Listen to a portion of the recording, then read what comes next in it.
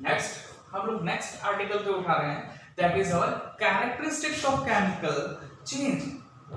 Yes of course हम अभी तक पढ़ चुके हैं कि केमिकल रिएक्शन क्या होती है, बट अगर केमिकल रिएक्शन प्रोसीड करेगी देन हमें कैसे पता चलेगा कि यहाँ पर केमिकल रिएक्शन ऑकर कर रहा है या नहीं। ओके सो इसके लिए हमें क्या देखना पड़ता है कि कुछ ऑब्जर्वेबल प्रॉपर्टीज को नोट करना पड़ता है, कुछ ऐसे चेंज देखने पड़ते हैं जिसके बिहाफ हम ये कह सकते हैं कि कोई केमिकल रिएक्शन प्रोसीड हो रही है या नहीं हो रही है, and that are the observable properties are called as the characteristic properties of chemical change. की कैरेक्टरिस्टिक ऑफ केमिकल चेंज करते हैं, विशेषतः हम क्या देख रहे हैं कि इसके अंदर कुछ ऐसे चेंज देखे जाएंगे ड्यूरिंग द केमिकल रिएक्शन जिसको हम देखकर बता सकते हैं कि यहाँ पर कोई केमिकल रिएक्शन प्रोसीड हो रहा है या नहीं। जिसमें फर्स्ट हम लोग देखने जा रहे हैं फॉर्मेशन ऑफ प्रेसिपिटेट, की फॉर्मेशन ऑफ प्रेसिपिटेट। तो पहले मैं आपको बता दूं प्रेसिपिटेट क्या होता है, कि जब जैसा हमने केमिकल रिएक्शन में देखा कि अरेंजमेंट्स ऑफ एटम्स होता है, तो कुछ केमिकल रिएक्शन के अंदर जो प्रोडक्ट होता है वो सॉलिड फॉर्म में अलग हो जाता है, सेपरेट हो जाता है सॉल्यूशन से, ठीक है, तो उसे हम क्या कहते हैं प्रेसिपिटेट। तो यहाँ पर हम लोग प्रेसिपिटेट का एक example this also for the called as precipitate reaction. तो प्रेसिपिटेशन रिएक्शन जिसको कहा जाता है आगे चलकर, तो आप क्या देख रहे हैं फॉर्मेशन ऑफ प्रेसिपिटेट कहीं अगर रिएक्शन के अंदर देखा जाए, the reaction which are accompanied by the formation of precipitate, ऐसी केमिकल रिएक्शन जिसके प्रोसीड होने से वहां पर प्रेसिपिटेशन देखा जाता हो, तो उसे क्या वहां पर हम क्या कह सकते हैं कि कोई केमिकल रिएक्शन ऑकर कर रही है। जैसे हम लोग देख सकते हैं कि हमने क्या लिया, वही सेम कि test tube A and test tube B, तो टेस्ट ट्यूब ए जो होगा उसमें हम क्या रखेंगे NaCl, क्या रखेंगे हम लोग NaCl which is in the liquid state, मतलब हम इसे क्या कहते हैं ब्राइन, क्या कह सकते हैं हम ब्राइन, ठीक है। तो ब्राइन कैसे बनाएंगे हम लोग, हमने डिस्टिल्ड वाटर लिया, उसके अंदर हमने क्या करा NaCl सॉल्यूशन डाल दिया, तो यहाँ पर जो सॉल्यूशन तैयार होगा उसे हम क्या कहते हैं ब्राइन, ठीक है। जब हम ब्राइन मतलब NaCl सॉल्यूशन लेंगे, NaCl सॉल्यूशन को test tube B AgNO3 solution के साथ जब ट्रीट करा जाएगा, मिक्सअप करा जाएगा, तो वहां पर जो रिएक्शन अंडरगो करेगी जिसके कारण जो केमिकल प्रोडक्ट फॉर्मेशन होगा which is AgCl in the precipitate form। तो AgCl सिल्वर क्लोराइड हमारा होगा, सिल्वर क्लोराइड जो होगा हमने क्या लिया सोडियम क्लोराइड, जिसको रिएक्शन हमने किसके सिल्वर नाइट्रेट के साथ रिएक्शन दिया, तो इसने क्या बनाया AgCl का प्रेसिपिटेट बना दिया और NaNO3 सॉल्यूशन। तो टेस्ट ट्यूब में आपको क्या दिखाई देगा NaNO3 जो होगा सॉल्यूशन स्टेट में होगा और AgCl उस सॉल्यूशन में से सेपरेट दिखाई देगा सॉलिड स्टेट में। तो this is the example of precipitate reaction, इसे हम क्या बोलेंगे प्रेसिपिटेट रिएक्शन का एग्जांपल बोलेंगे, और ये हमारा क्या है कैरेक्टरिस्टिक प्रॉपर्टी है केमिकल चेंज का, ठीक है। नेक्स्ट हम लोग क्या देखेंगे इवोल्यूशन ऑफ गैस, जैसे मैंने अभी आपको बताया प्रीवियस लेक्चर में कि इवोल्यूशन ऑफ गैस, तो वहां पर हमने एक बहुत अच्छा सिंपल सा एग्जांपल दिया था जिसे मैंने डिस्प्लेसमेंट रिएक्शन का पार्ट बताया था कि जहां पर हम क्या करेंगे sulphuric acid, what which is sulphuric acid क्या है किंग ऑफ एसिड, क्या बोला जाता है किंग ऑफ एसिड। तो हम क्या करें sulphuric acid which is H2SO4, H2SO4 को हम लोग क्या करेंगे रिस्ट्रिक्ट फनल के हेल्प से ड्रॉप बाय ड्रॉप हम किस पे गिराएंगे जिंक ग्रैन्युल्स के ऊपर गिराएंगे, इस पे जिंक ग्रैन्युल्स पे, तो यहां पर क्या हो जाएगा इसको जिंक Zn, ठीक है।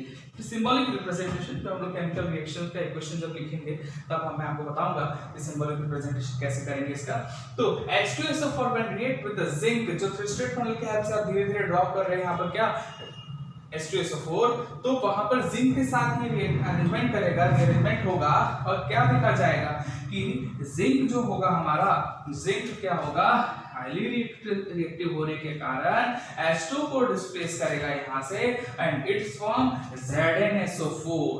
ZnSO4 plus of H2 and H2 gas is liberated from here। ये क्या होगा यहाँ पर जो आपने बैंड ट्यूब लिया हुआ है, इस बैंड ट्यूब के हेल्प से यहाँ पर क्या निकलेगा H2 गैस इवॉल्व हो जाएगी। तो ये हमारा क्या होगा सेकंड पार्ट हो गया हमारा कि जिसमें हम लोग कैरेक्टरिस्टिक प्रॉपर्टी क्या देख सकते हैं ऐसी reaction those reaction which is accompanied with evolution of gas, जहां पर क्या होता है गैस इवॉल्व हो जाए that is show the chemical reaction is proceeding there। वहां पर हम क्या कह सकते हैं कि केमिकल रिएक्शन भी प्रोसीड कर रहा है, ठीक है बच्चों। चलिए आगे देखते हैं हम लोग। नेक्स्ट हमारा जो characteristic property that is change in colour. जो चेंज इन कलर में अभी आपने देखा जो मैंने प्रेसिपिटेट, अच्छा उसमें भी आएगा। चलिए start. Change in colour. Next हम लोग का कैरेक्टरिस्टिक प्रॉपर्टी क्या है? Change in colour. जैसे इसका basically day to day life example है आपका रस्टिंग ऑफ आयरन, कि जब आप आयरन को जो फ्रेशली कटेड पीस आयरन होता है उसका जो कलर क्या होता है? वो है ग्रेइश ब्लैक। वो कैसा होता है? ग्रेइश ब्लैक कलर का दिखाई देता है। But after a long time, जब आप उसको बहुत समय तक बाहर मॉइस्चर के प्रेजेंट में, एयर के कांटेक्ट में आप रखते हैं, तो उसका कलर क्या हो जाता है? Turn to the brown. ये क्या है? ब्राउन कलर का टर्न हो जाता है and it is a chemical reaction. तो यहाँ पर क्या चेंज इन कलर के साथ भी आप बता सकते हैं कि कोई केमिकल रिएक्शन प्रोसीड हो रहा है या नहीं। नेक्स्ट हम लोग इसी के अंदर सेकंड एग्जांपल क्या देख सकते हैं? जो भी हमने देखा, लीड नाइट्रेट को पोटेशियम आयोडाइड सॉल्यूशन के साथ जब हम ट्रीट करते हैं तो वहां पे एक प्रेसिपिटेट बनता है। कौन सा? That is lead iodide. क्या बनता है वहां पर? लीड आयोडाइड बनता है, जिसका कलर आपने देखा भी कैसा था? येलो कलर का फॉर्मेशन प्रेसिपिटेट होता है। इससे भी हम देख सकते हैं कि कोई केमिकल रिएक्शन प्रोसीड हुआ है या नहीं। और नेक्स्ट हमारा जो कैरेक्टरिस्टिक प्रॉपर्टी देखिए चेंज इन स्टेट। ये चेंज इन स्टेट के साथ भी आप बता सकते हैं। जैसे आप लोग क्या देखते हैं कि अगर पेट्रोल जो होता है व्हेन बर्न, तो ये क्या फॉर्मेशन करता है? धुआं, कार्बन डाइऑक्साइड, ब्लैकिश कलर, और इसके साथ वाटर वेपर्स रिलीज करता है। तो ये क्या होगा? जो इसका लिक्विड स्टेट है वो वाटर वेपर्स के अंदर कन्वर्ट हो जाता है, कार्बन डाइऑक्साइड गैस के अंदर कन्वर्ट हो जाता है। तो चेंज इन स्टेट, ये जो लिक्विड स्टेट पेट्रोल था वो किसमें? गैसेस स्टेट कार्बन डाइऑक्साइड के अंदर कन्वर्ट हो गया। और last characteristic property that is a change in temperature, कि कुछ जो केमिकल रिएक्शन प्रोसीड करता है वो चेंज इन टेंपरेचर के साथ प्रोसीड करता है। और इसको आगे हम लोग टाइप्स ऑफ केमिकल रिएक्शन के अंदर भी पढ़ते हैं, जिसके अंदर हम क्या देखते हैं? दो टाइप ऑफ रिएक्शन होती है। दो टाइप की केमिकल रिएक्शन कौन सी है वहां पर? पहला a exothermic reaction and second one B is the endothermic reaction। ये तो ये आगे हमको फर्दर और बढ़ना है कि टाइप्स ऑफ द रिएक्शन पढ़ेंगे, जहां पर मैं आपको डीपली तरीके से एक्सोथर्मिक और एंडोथर्मिक को एक्सप्लेनेशन दूंगा। तो these are the 5 characteristic properties. ये क्या हमारी 5 कैरेक्टरिस्टिक प्रॉपर्टी है to understand whether the chemical reaction is going और नॉट, कि कोई केमिकल रिएक्शन प्रोसीड कर रहा है या नहीं कर रहा है। उसको हमको जानने के लिए क्या इन 5 प्रॉपर्टीज, कैरेक्टरिस्टिक प्रॉपर्टीज के बारे में हमको पता होना चाहिए कि change in colour, change in state, change in temperature, और फर्दर जो हमने प्रीवियस लेक्चर में दो जो पढ़ी है, formation of precipitate and evolution of gas। ठीक है स्टूडेंट, इफ और कोई डाउट्स एंक्वायरीज हैं आप कमेंट बॉक्स में लिख सकते हैं।